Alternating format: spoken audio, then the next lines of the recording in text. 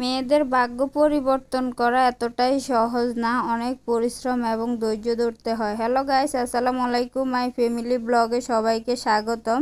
যে যেখানে আছেন সবার জন্য অনেক অনেক শুভেচ্ছা এবং ভালোবাসা রইল। আর সবাই ভিডিওটা দেখবেন এবং ভিডিও অনুসারে লাইক কমেন্ট করবেন আর শেয়ার করে দিবেন। তো আজকে আরেকটা ভিডিও নিয়ে হাজির হলাম। আজকে যাব আপুদের বাসায়। তো এখান থেকে আমরা হেঁটে হেঁটে বাজারে চলে গেলাম আম্মুর বাসা থেকে। তো বাজারে গিয়ে এখন এখান থেকে আম নিয়ে নিব। আমরা কিছু আমরুপালি নিয়ে নিলাম। আর আমরুপালিগুলা আসলে খেতে কিন্তু অনেক স্বাদ, অনেক মিষ্টি হয়। তো এখানে 3 কেজির মতো আম নিয়ে নিছি। ভাই আমি গরিব মানুষ, আর দেশে আসলে তো আমার অবস্থা আরও খারাপ হয়ে যায়। দেখা গেছে যে সবার বাড়িতে বেড়াইতে বেড়াইতে আমার অবস্থা খুবই খারাপ, আর না গেলেও হয় না, কারণ আপুরা রাগ করবে, এই জন্য যেতেই হয়।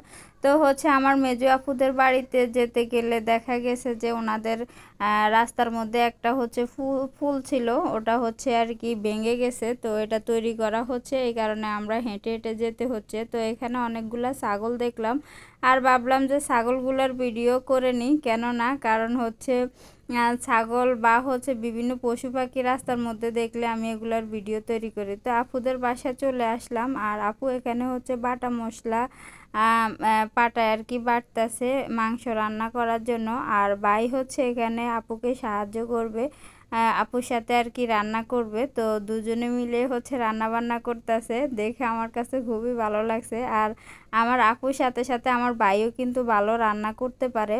তো দুজনে মিলে আজকে রান্না বান্না করবে এবং আমাদেরকে খাওয়াবে, এই আর কি।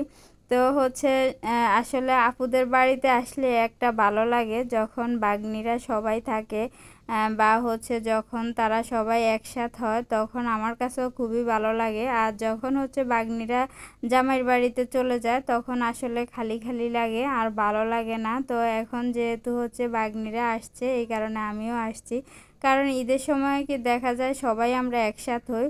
তো এখানে বাগ্নি জামাই বিদেশে চলে যাবে, তার জন্য আমরা কিছু পিঠা বানাবো। আর কেউ কিন্তু আমার পিঠা দেখে হাসবেন না, কারণ আমি ফার্স্ট টাইম লিচু পিঠা বানাইতেছি। তো জানি না কীরকম হবে, বানাইয়া দেখতেছি, ট্রাই করতে তো আর সমস্যা নাই।